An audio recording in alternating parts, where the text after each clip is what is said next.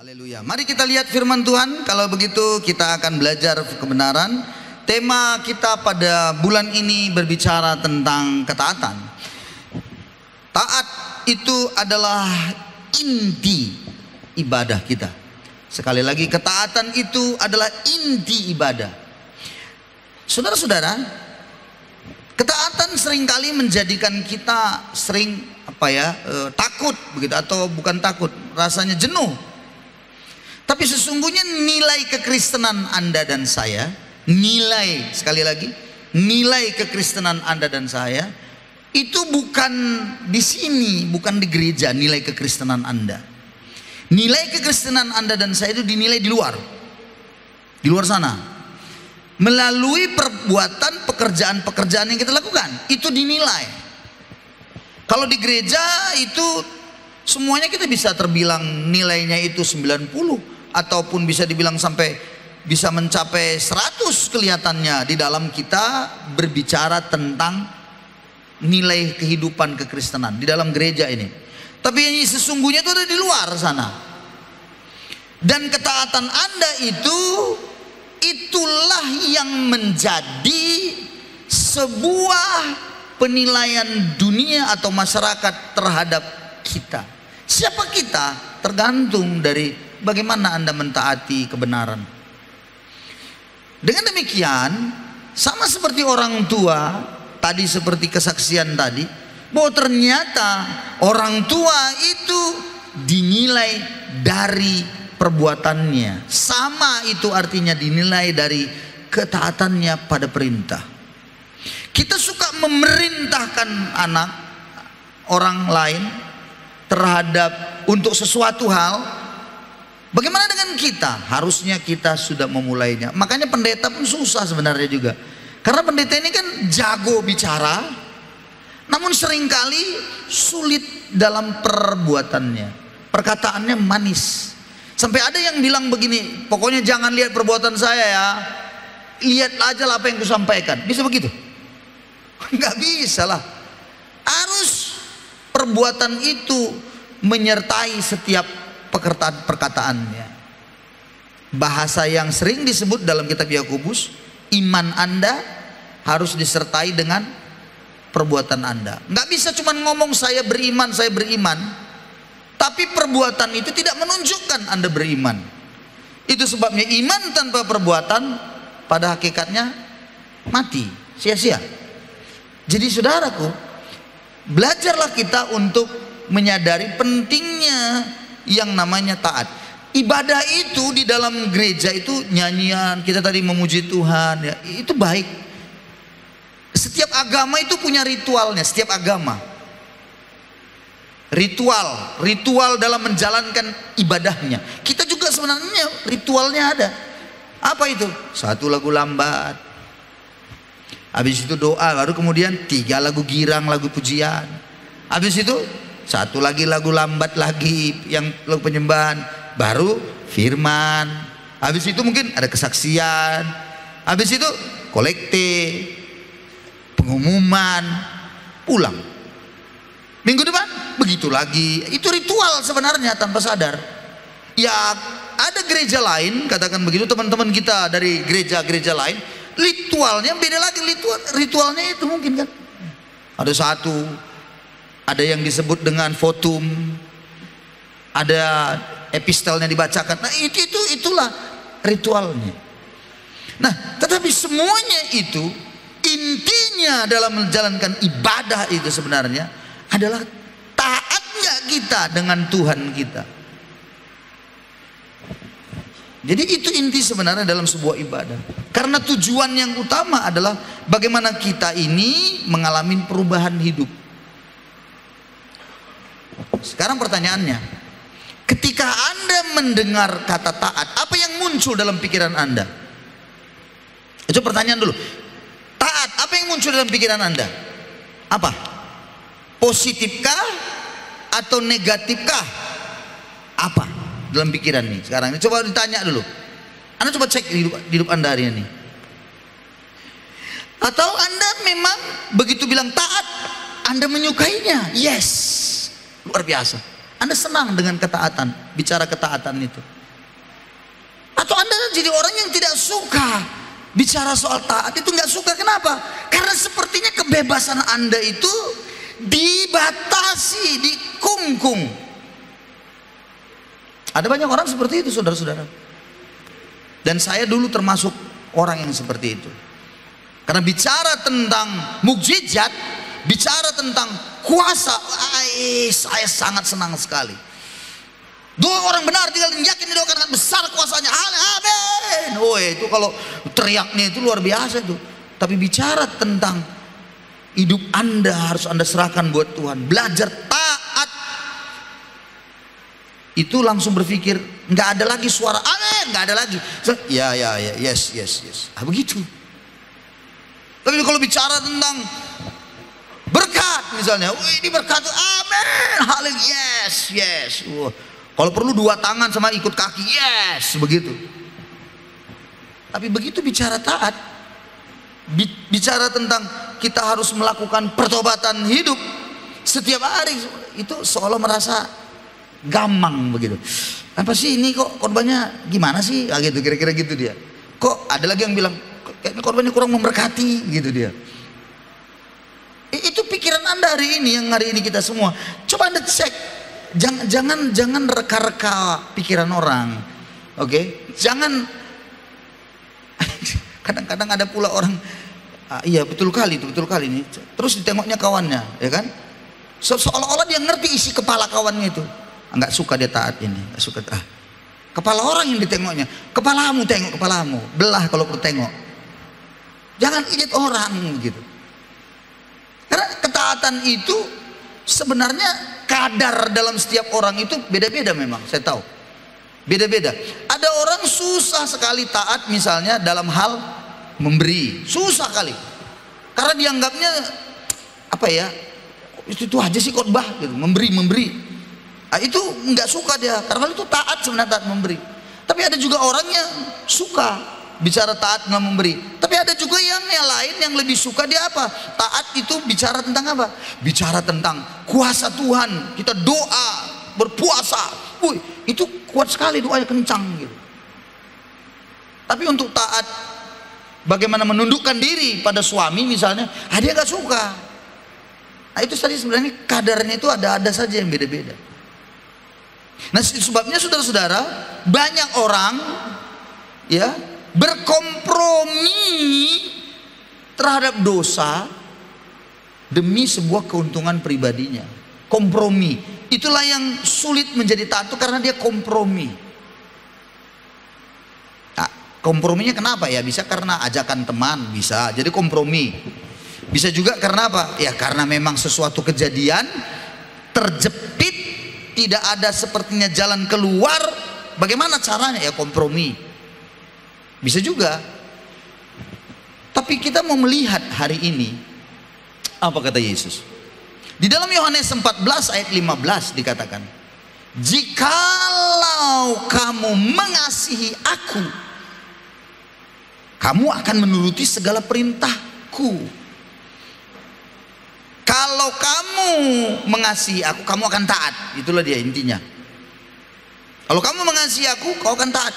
Jadi ada hubungan yang erat antara mengasihi dengan mengikuti perintah atau taat. Ada hubungan yang begitu dekat. Itu sebabnya sebenarnya ketaatan kita itu adalah ekspresi kita mengasihi Tuhan. Ekspresi. Buah dari kasih kita kepada Tuhan itu adalah ketaatan. Dengarkan saya. Kalau Anda taat karena dipaksa, perhatikan tadi kesaksian-kesaksian kita sebagai orang tua. Kalau anak kita paksa mengikuti perintah, ini paksa, ini perintah ini, biasanya itu gagal. Pasti gagal. Tapi kalau dia mengikuti perintah karena mengasihi kita, itu berhasil.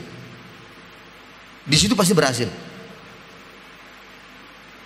Jadi mengikuti perintah bukan karena takut dihukum, ngerti maksudnya? Jadi kan orang kan suka gitu. Contoh nih, kenapa kamu enggak berzina misalnya? Dia jawabnya apa? AIDS. Jangan, nanti ada AIDS. Takut AIDS. Nah, itu kan takut dihukum berarti itu. Yang begitu nggak bertahan lama, goyang itu pasti. Jadi karena takut dihukum. Anak kita pun, kenapa kamu cuci piring? Misalnya nih, dia jawab apa? Nanti kalau nggak dihukum, nanti pulang mama, dapat aku tuh, itu pukulan tilam. Nah, dia terus kita bangga. Oh, berhasil. Kutak-kutakuti anakku. Inilah akibatnya kalau kau tidak begini. Dengarkan saya, nggak tahan lama. Tapi dia mengikuti perintah. Kenapa? Kenapa kamu cuci piring? Iyalah, udah capek mama, capek bapak, ya kubantulah. Nah, itu pasti mengasihi. Dan itu permanen. Taatnya itu permanen. Nggak timbul tenggelam, permanen dia. Nah, saudara-saudara, di dalam Tuhan juga seperti itu. Kita mentaati itu karena kasih. Nggak usah jauh lagi, nggak usah jauh. Ibu bapak yang hari ini sudah punya anak, Pak Itolo tadi sudah punya anak 3 besar-besar, seperti kami juga. Dulu waktu pacaran kita itu gimana coba? Suami istri kita dulu sebelum menikah gimana coba? Hah? Saya masih ingat karena saya mencintai betul Ibunda Pertiwiku itu, yang turunan raja itu. Apa yang terjadi? Kuhadang semuanya demi cinta itu. Ngerti nggak maksud saudara? Artinya apa? Berani apapun ya karena cinta itu. Pokoknya inilah dia. Permanen kan? Karena cinta kan permanen dia. Babak belur dia apa pun, wah luar biasa. Sampai-sampai ada mahasiswa bilang, karena cintaku pak, cinta ditolak pak, dukun bertindak. Kurang ajar itu, jangan ikuti. Itu nggak betul itu. Orang yang mencintai itu pastilah dia akan berkorban. Betul nggak saudara-saudara? Anda bicara mengasihi, Anda bicara mencintai, terus nggak berkorban, mana mungkin? Makanya sebenarnya kalau ada suami yang selingkuh, sebenarnya dia tidak mencintai pasangannya, tapi dia bilang enggak, aku mencintai pak. Lah kenapa kau selingkuh? Ya jawabannya gampang aja. Jawaban yang paling gampang apa selalu? Silap. Tuh ada juga silap ya. Silap pak, bagaimana silap? Bahasa Inggris kita sekarang sudah terdorong. Apa yang didorong nggak tahu saya. Sudah terdorong. Saudara-saudara, kalau Anda mencintai pasangan Anda mengasihi pasangan, Anda tidak akan melakukan sesuatu yang salah untuk pasangan Anda. Enggak mungkin Anda melakukan hal yang jahat.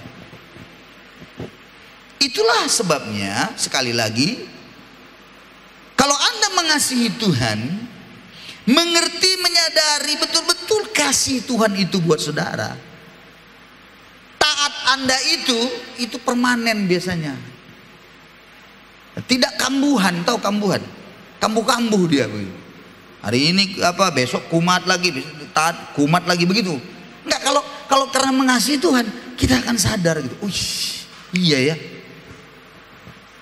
Saya kalau melakukan kejahatan itu, aduh betapa pedihnya, betapa sedihnya hati Tuhan. Oh, itu luar biasa. Anak harus diajar tentang bagaimana kasih itu. Kalau dia mengasihi orang tuanya, dia tidak akan bengkok-bengkok. Kalau dia kuliah, kuliahnya lurus gitu sampai selesai, bukan begini-begini.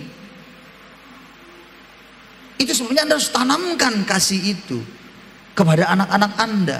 Bagaimana cara menanamkan kasih itu? Ya melalui perbuatan, melalui apa yang Anda bisa kerjakan. Makanya tadi disampaikan bahwa perbuatan Anda jauh lebih kuat berbicara daripada kata-kata Anda. Ada lagi dalam hukum atau ilmu kepriaan, pria sejati, dibilang apa? 1 ons ketaatan jauh lebih berguna daripada 1 ton doa. Itu dia. Doa terus tapi taatnya nggak ada. Bagaimana tuh? 1 ons ketaatan lebih penting, lebih berguna daripada 1 ton doa. Jadi sebenarnya taat itu jangan dianggap remeh, karena orang akan menilai, anak-anak kita akan menilai, perbuatan kita itu dinilai. Dan kita selalu jawaban seperti Amaningsi. Apa yang dikatakan Amaningsi tadi itu mewakili kita banyak bapak-bapak. Mewakili, kalau dibilang semua mungkin tidak lah ya, tapi paling tidak 80%. Apa itu? Sibuk, capek.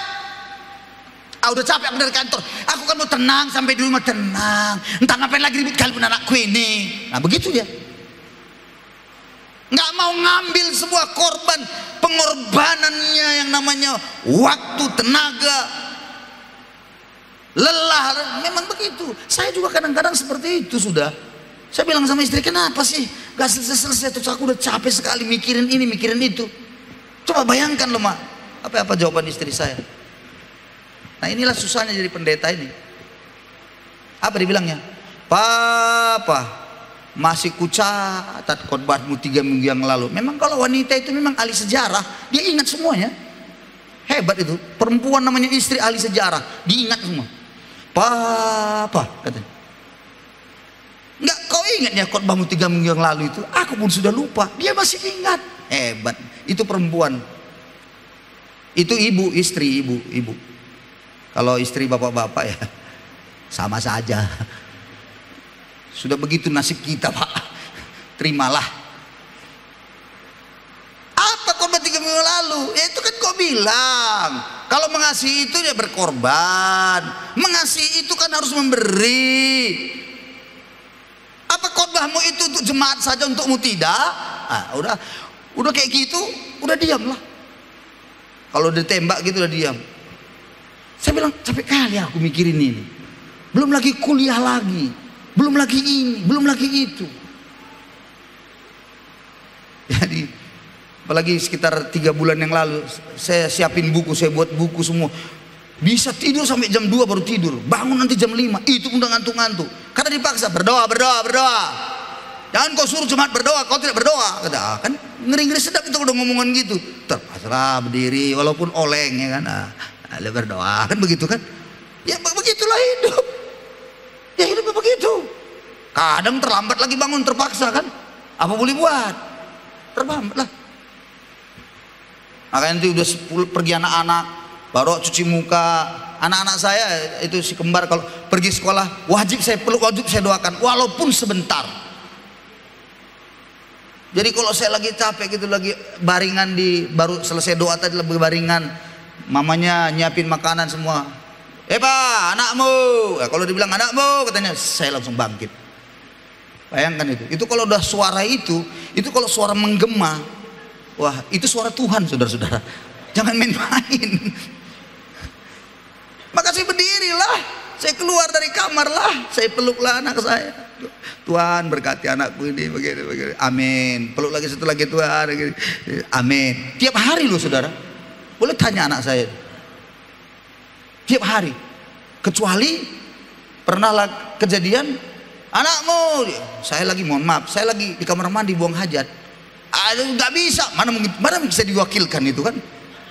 Terpaksa lah, doakanlah dulu. Saya bilang, oh ya katanya, ya doainlah dulu. Saya lagi di kamar mandi. Tapi saudara-saudara, pertanyaannya apa ya gunanya yang sepele? Kan sepele itu kan, anak doain, pulang, pergi, anak besok, tiap hari, apa gunanya itu? Mungkin bagi kita yang gereja-gereja yang karismatik yang apa, harusnya doanya lebih mantap. Haleluya itu, anakku dalam nama Yesus, begitu baru mantap doanya. Enggak juga. Sederhana ini, sederhana. Tapi pertanyaannya, bermanfaat nggak yang sederhana ini? Dengar saya baik-baik. Hari ini belum saya lihat hasilnya. Tunggu nanti. Dan ingat baik-baik semua, ketaatan Anda pada Tuhan bukan hari ini hasilnya. Sungguh-sungguh ada pada Tuhan hari ini, mengikuti perintahnya, bukan hari ini jawabannya, bukan hari ini hasilnya. Bisa 5 tahun, 10 tahun lagi. Kerjakan sajalah, lakukan sajalah. Kenapa? Karena disitulah Anda sedang menanamkan nilai-nilai kebenaran. Mana lebih gampang bilang, berdoa kau nak, cara berdoa itu begini, ya begini, makanya berdoa, nah, begitu. Daripada mari nak kita berdoa, praktek langsung kan selesai, nggak perlu lagi terlalu banyak ngomong, merepet terus. Kan lebih bagus praktekkan saja, mari lakukan, nah selesai kan. Dia udah tahu, dia itu udah dibacanya semua, udah mengerti dia A sampai Z. Sama dengan gini, dengar, ada orang mau belajar berenang. Bagaimana cara belajar berenang yang baik? Apa di ruangan kelas? Hah, begitu? Belajar berenang, oke. Mari kita belajar begini, gaya dada, tangan di depan, kaki di, begitu. Ah, bodoh-bodoh lah itu, nggak ada ceritanya mengajari cara berenang dengan cara kita melakukannya itu di dalam kelas. Gimana? Kesanalah ke kolam renang, disitulah praktekan. Gini buat, kakimu begini, tangan gini, selesai lakukan. Maka sebab itu, dengarkan saya. Minggu yang lalu saya sudah katakan bagaimana Oswald Chambers mengungkapkan, kalau Anda mau mengerti firman, Anda akan mendapatkan pengertian firman ketika Anda belajar taat. Dulu saya nggak ngerti, karena Oswald Chambers bilang Anda mengerti firman bukan melalui akademis, bukan belajar akademis, di situ mengerti firman. Dulu saya pikir nggak betul, masa berarti nggak perlu belajar, nggak perlu sekolah Alkitab, kan perlu belajar itu akademis, kan begitu kan? Di dalam pelayanan dan selanjutnya saya masuki begitu banyak pekerjaan Tuhan, pekerjaan-pekerjaan Tuhan yang saya lakukan, makin saya mengerti betul. Semakin kita mengerti firman itu adalah ketika kita belajar melakukan firman Tuhan, taat, kita mendapat pengertian, maka kita akan bilang yes, betul, iya ya. Kenapa? Karena kita sudah belajar taat. Saudara-saudara, jangan anggap remeh. Anda dan saya perlu belajar. Namun ingatlah, taat itu bukan karena takut dihukum, takut mati, takut ini. Bukan. Tapi karena Anda mengasihi.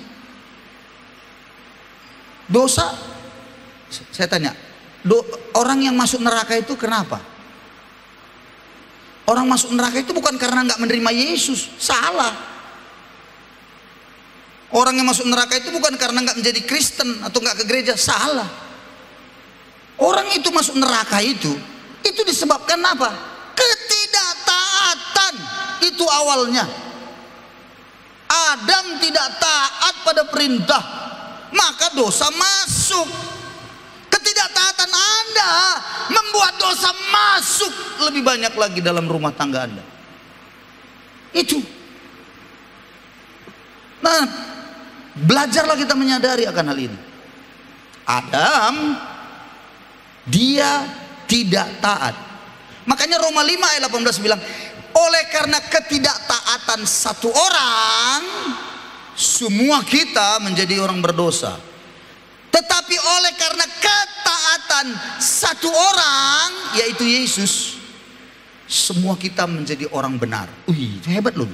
Ketidaktaatan Adam dibalas atau diselesaikan oleh ketaatan Yesus, sehingga kita menjadi orang benar. Jadi ketaatan Anda hari ini melakukannya dengan terus menerus dalam rumah tangga Anda, dengarkan, itu akan membawa atmosfer yang sangat berbeda di dalam rumah Anda. Anda akan menjadi orang yang lebih bisa menikmati hidup nantinya di masa tua Anda. Percayalah, dilakukanlah dengan baik. Belajarlah untuk mentaati. Tapi taat itu karena kita mengasihi. Amin, saudara-saudaraku. Jadi taat itu adalah apa? Taat adalah sikap hati yang rela, bersedia menerima sebuah penugasan kah, sebuah perintah kah, dia belajar untuk hatinya rela.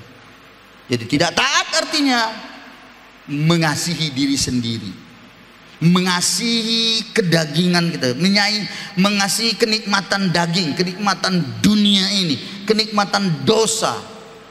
Walaupun kita suka nyanyi, aku mau cinta Yesus selamanya, berulang-ulang. Kadang-kadang dengar-dengar, kadang-kadang kita nyanyi, ku mau cinta Yesus, berulang-ulang. Ku mau, kita pikir kita sudah mencintai Yesus dengan nyanyi, ku mau cinta Yesus, berulang-ulang, besok lagi, ku mau. Kita pikir kita sudah mencintai Yesus.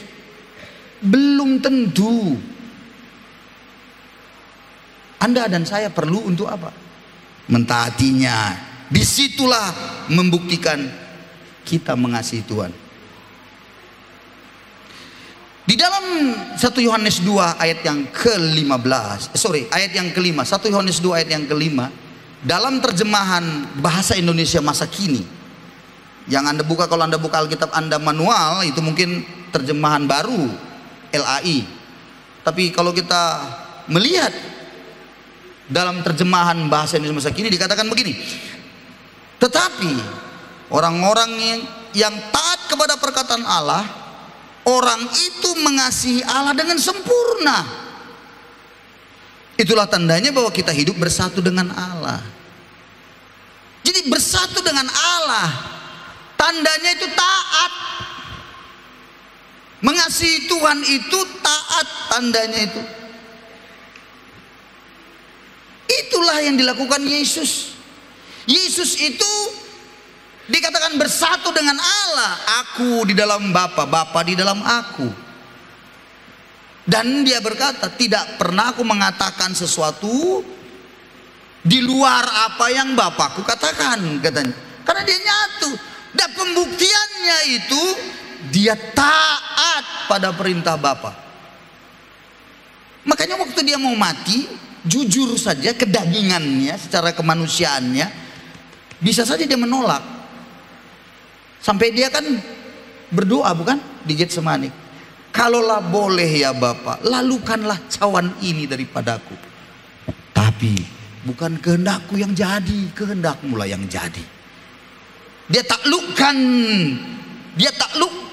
keinginan secara daging itu, dia taklukkan dengan berkata, bukan kehendakmu yang jadi, kehendakmu yang jadi ya Bapa. Makanya dia taat sampai mati.